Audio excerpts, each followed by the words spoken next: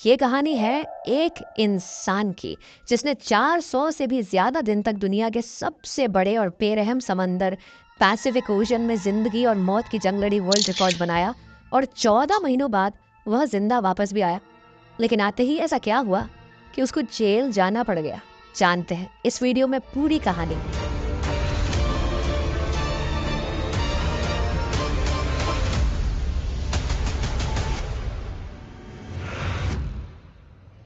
Pacific ocean का नाम सुनते ही लोगों को पसीने आ जाते हैं। देखें, पूरी दुनिया में 71% पानी है जो डिवाइडेड है 4 ओशन में, जिनके नाम है Atlantic, Pacific, Indian and Arctic. सबसे बड़ा ओशन पैसिफिक है। ये इतना बड़ा है कि जमीन का कुछ हिस्सा जो 165 मिलियन स्क्वायर किमी बनता है, ये अकेला ओशन 148 मिलियन स्क्वायर किमी को निकल सकता है। इस ओशन पर कुछ ही आइलैंड्स हैं जो बहुत ही छोटे हैं और कुछ तो ऐसे आइलैंड्स हैं जिन पर आज तक कोई इंसान जा भी नहीं सका। अब अगर गलती से भी कोई इंसान पैसिफिक ओशन में गुम हो जाए तो उसको ढूंढना तकरीबन नामुमकिन है। पैसिफिक ओशन में 14 महीनों तक जिंदा रहने वाले इंसान का नाम था जोश सल्वाटोर एल्वारेंगा। इस इंसान के पास 7 फुट की छोटी सी बोट थी जिस पर सीधा लेटा भी नहीं जा सकता था, और यह बंदा 1 साल से भी ज्यादा इस बोट पर जिंदा भी रहा। समंदर की बेरहमी का भी मुकाबला किया और वर्ल्ड रिकॉर्ड भी बनाया जो आज तक कोई और इंसान तोड़ भी नहीं सका। जोश सिर्फ अपनी किस्मत से मजबूर था कि वह इस पत्थर मुश्किल में फंस गया। यह बात है 2012 की। हौजे 36 साल का एक एक्सपीरियंस मचेरा था जो मेक्सिको के एक गांव कोस्टा अजुल में रहता था। 17 नवंबर 2012 में जोश और उसका एक साथी मिलकर फिशिंग करने निकलते हैं।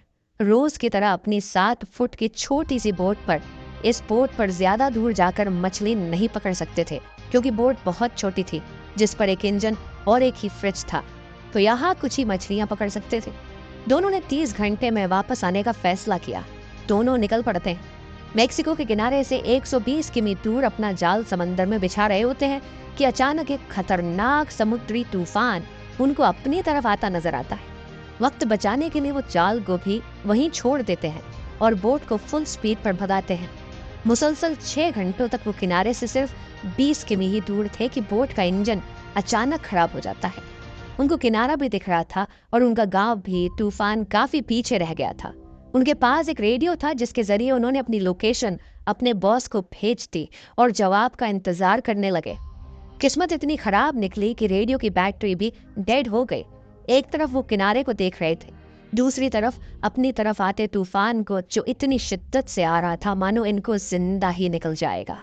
तूफान के साथ हवाओं की शिद्दत इतनी तेज थी कि उनकी बोट किनारे से दूर होने लगी। कुछ ही देर में किनारा भी मंजर से हट गया और तेज लहरें इनको दूसरी तरफ खींचने लगी। इनके बॉस तक जब वो मैसेज पहुंचा तो बहुत देर हो चुकी थी।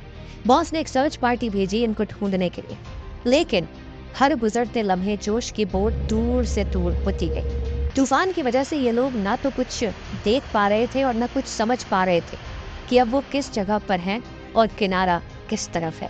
हैरानी की बात यह है कि सिर्फ 5 ही दिन में इनकी बोट किनारे से 450 किमी दूर पहुंच चुकी थी। छोटी बोट होने की वजह से इनको ढूंढ पाना और भी मुश्किल हो रहा था। ना इनके पास कोई फ्लेयर गन थी, ना इनके पास कोई ऐसी चीज थी आग लगाने के लिए ताकि यह धुएं से किसी को सिग्नल देकर बुला सके। दोनों एक दूसरे को देखकर मन ही मन में सोचने लगे कि शायद अब बचना मुश्किल है। 2 दिन पहले ही खाना भी खत्म हो चुका था। मछली पकड़ने के लिए भी उनके पास अब कोई साजो सामान नहीं था क्योंकि जाल वो पहले ही छोड़ के आ चुके थे। दोनों का भूख से बुरा हाल था कि अचानक एक पंछी उनकी बोट पर आकर बैठ जाता है। ये दोनों एक दूसरे की तरफ देखते हैं और एकदम से उस पंछी पर हमला कर देते हैं, लेकिन उसको पकड़ नहीं पाते। दोनों को पता था कि हो सकता है पंछी फिर आए। कुछ ही देर में एक और पंछी आता है। इस बार दोनों बहुत तरीके से उसको पकड़ने का प्लान करते हैं और आखिरकार वो कामयाब हो जाते हैं। और इस तरह दोनों अपनी भूख मिटाने के लिए बोट पर आने वाले परिंदों से अपना गुजारा करते हैं। समंदर का खारा पानी पीने से इंसान की मौत हो सकती है, इस वजह से उन्होंने बारिश के पानी को प्लास्टिक की बोतल में स्टोर करना शुरू कर दिया जिसको पीकर वो जिंदा रहते थे।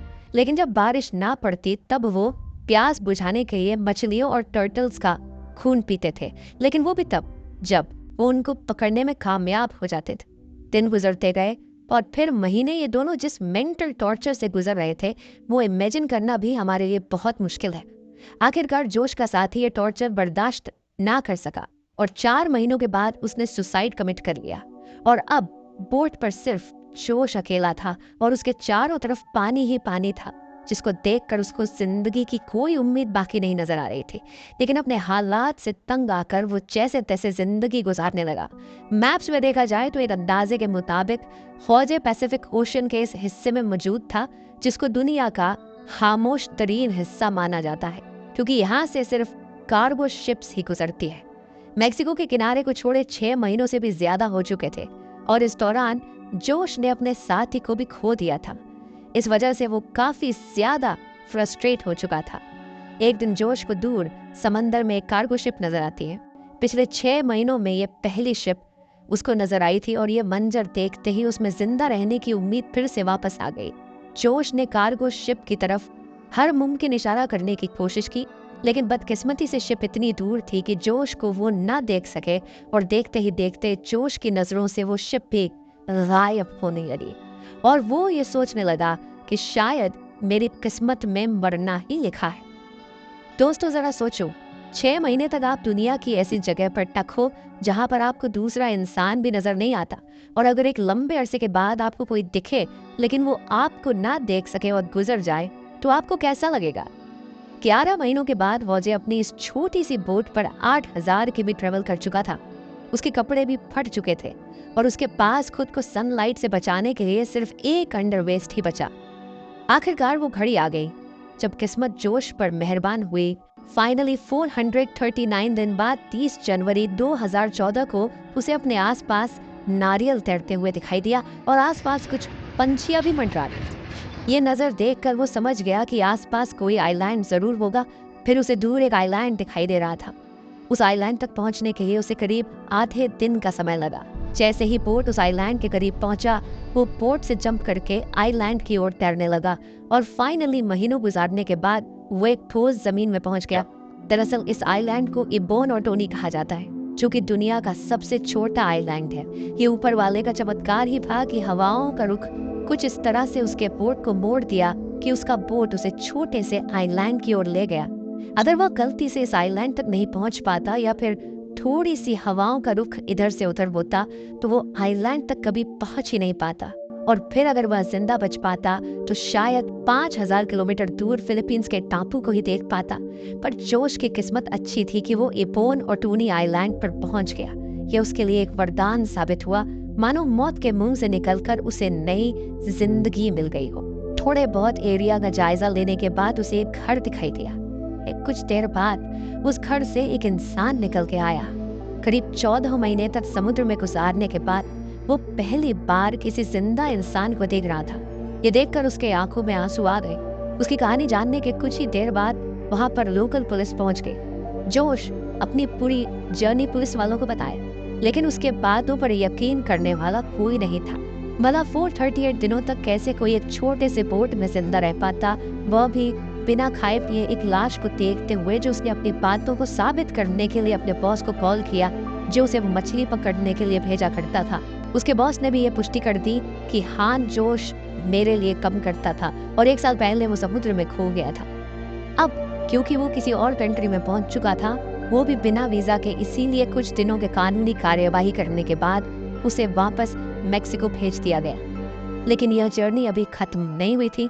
जो उसके मित्र, जिनकी आधे रास्ते में ही मौत हो चुकी थी, उनके घर वालों ने जोश के नाम पर केस कर दिया, ये कहते हुए कि जोश ने अपने दोस्त को मार के ही खा लिया होगा। कुछ दिनों के कानूनी दावपेच के बाद जोश को छोड़ दिया गया। उसके कुछ दिन बाद उन्होंने एक बुक 438 डेज पब्लिक किया, जिसमें उन्होंने अपने पूरी कहानी को लिखा था। जाने अनजाने में अपनी जिंदगी को बचाते बचाते उन्होंने एक ऐसा वर्ल्ड रिकॉर्ड बना दिया जिसे तोड़ने की हिम्मत भी कोई नहीं करना चाहेगा। जोश की कहानी हमें इस तरह प्रेरित करती है कि जिंदगी में चाहे कितनी भी मुश्किलें आ जाएं, हर मुश्किलों का समाधान जरूर होता है। वीडियो एंड तक देखने के लिए शुक्रिया। मिलते हैं अगले वीडियो के साथ।